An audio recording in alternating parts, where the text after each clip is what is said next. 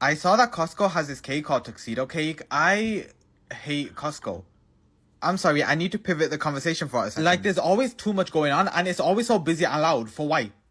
Costco causes me a lot of distress. In order to protect my peace, I have to stay away. Anyway, I don't think the UK one has this cake, but I wanted to eat it, so I made it. This is so light and airy. Every day, I am so grateful for all this talent that I have. It was so light and airy, I ate so much. Ice Spice would hate me. So, the cake is made up of 2 chocolate cake layers with a regular chocolate mousse and a white chocolate mousse in the middle. I made the cake layers first, so I made a chocolate cake batter, baked this in 2 tins, and left these to cool. In the meanwhile, I made the mousse. I have something to say. Well, I mean, I always have something to say. A little too much. Sometimes, you know, these past few months, I have been meeting a lot of new people on accident. I just keep ending up in situations where I have to talk to people. It's made me realize I overshare way too much.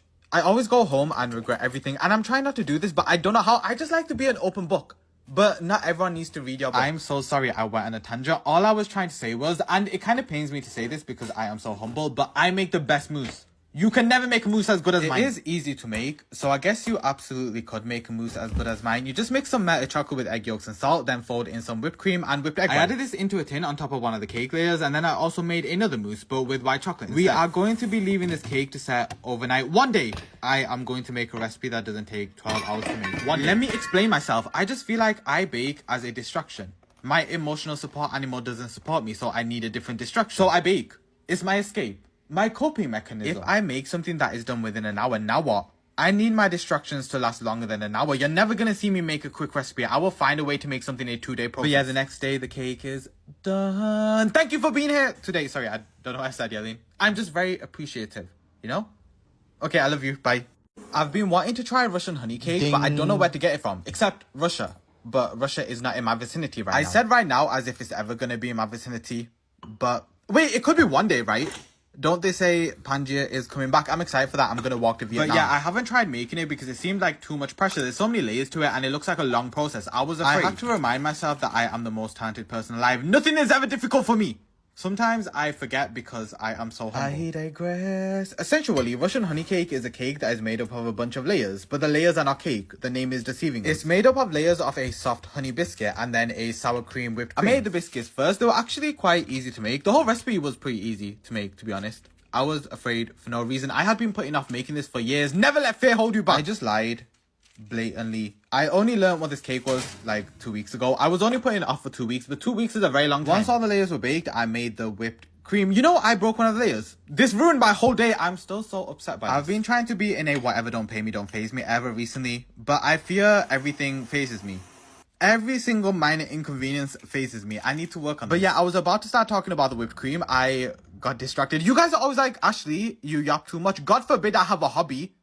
Mind your own business and let me yap in peace. The whipped cream. It was just cream, sour cream, brown sugar, and some honey that I burnt. Not an accident, purposefully. The recipe told me to burn some honey. I said, okay. I stacked everything together and then decorated the cake. But also, I didn't decorate it. I just iced it and called it a day. I just felt like the cake was looking so small, dainty, and adorable.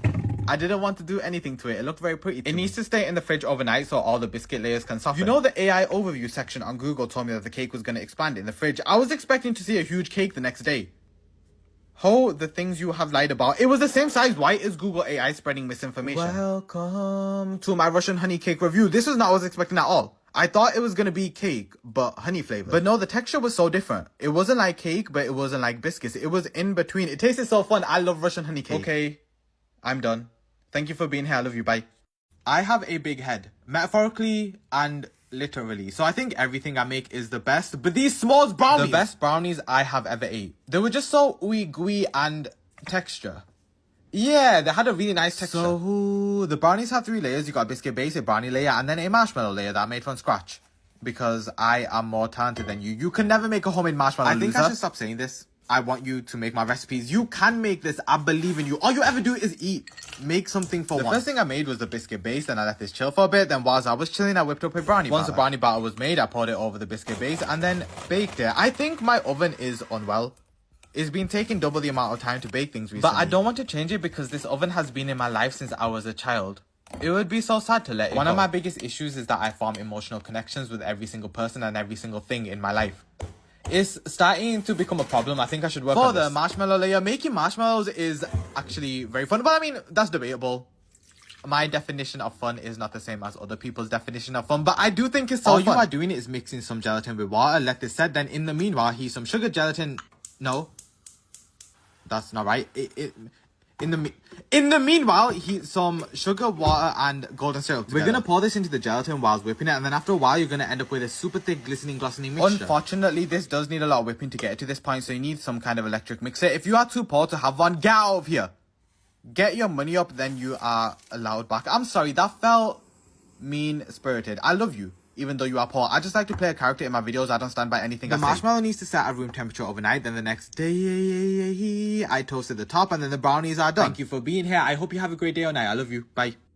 Recently, my brother was telling me that he wants to try shakshuka. I was like, hold on. You are literally speaking to the most talented person alive right now. I can figure out how to make anything. So here we are. Personally, I am more of a dessert for breakfast type of person. I fear eating a healthy breakfast is never going to be my journey. However, I love shakshuka now. It's easy to make, it tastes nice, and it's warm. And by that, I'm not talking about the temperature. I'm saying it warmed my soul, you know? It's important to eat foods that warm your soul. I live by Anyway, I started by cooking some onions, garlic, and tomato paste together. I've seen a lot of debates on whether shakshuka should have onions in it or not. Please know that I know nothing. So I'm not saying this is the most authentic shakshuka, but I like onions, so I added a bell pepper, tomatoes, a bunch of seasonings, and then some water. Make sure to use good quality, expensive water. You don't want your shakshuka to be poor. So I like to use Fiji water. I added 4 eggs. Hello, wait till you see the way my yolk broke. I have rewatched this clip many times trying to figure out why it broke. There is no what the heck? You know, I really try to expand my vocabulary, but I think my vocabulary doesn't want to expand. There is no fathomable reason why my yolk broke. It really upset me, but I wasn't too upset because I take ashwagandha now, so my emotions are well regulated. I let the eggs cook for a bit, and then the shakshuka is done. Remember to always eat foods that warm your soul. Okay? I love you. Bye. There's been someone in my comments recently that keeps telling me to make katayef. I hate being told what to do. However, I didn't know what katayef was, so I googled it and it looked very delectable, so I wanted to try it. Essentially, it's like a Middle Eastern stuffed pancake that has been soaked in a syrup. From what I've seen, it is usually made during Ramadan, so I don't know if it's appropriate for me to be making it right now. Let me issue an apology. I am so sorry if this was inappropriate for me to make on a random Tuesday in August. I was just excited. I wanted to try them. Please accept my apology. I digress. The first thing I made was the syrup. For this, all you need is sugar, water, lemon juice, and rose water. And I also added some cardamom, which is not traditional, I think. But I don't know, I added it for some South Asian flavors. Then to make the pancake batter, all you need to do is mix all of the ingredients together. It's easier to do this in a blender, then you don't need to sieve the batter afterwards, but I don't like blenders.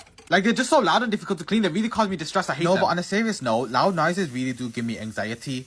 I get very overwhelmed, and I think this is something I need to fix because I feel like my enemies, not that I have any enemies, I live life with peace and love, but if I did, my enemies would always have a one-up on me.